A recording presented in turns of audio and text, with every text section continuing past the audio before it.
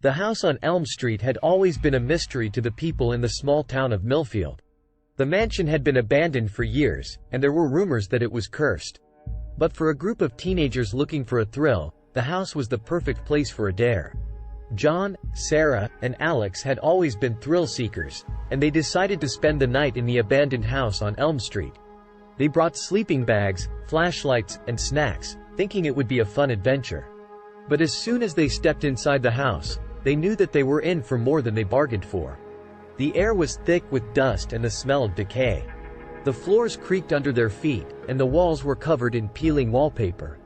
But what really caught their attention was the strange symbols that were carved into the floor of the main hallway. They looked like some sort of ancient language, and they sent shivers down their spines. As the night went on, the teens started to hear strange noises coming from the walls. It sounded like something was scratching at the wood, trying to get in. But when they went to investigate, there was nothing there. Then, as they were settling in for the night, Sarah noticed something moving in the corner of her eye. It was a shadow, but it didn't look like any shadow she had ever seen before. It was darker, more solid, and it seemed to be moving on its own. The teens tried to ignore the strange occurrences, thinking that it was just their imaginations.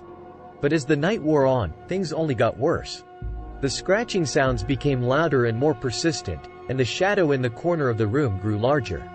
As they huddled together, trying to stay calm, the teens suddenly heard a loud banging on the front door. It sounded like someone was trying to break in. John, being the bravest of the group, went to investigate. But when he opened the door, there was no one there. That's when they saw her.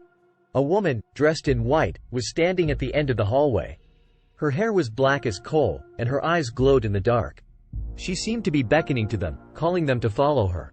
The teens knew that they should run, but something held them back. They were entranced by the woman's beauty and her haunting voice. They followed her down the hallway, through a door that led to the basement.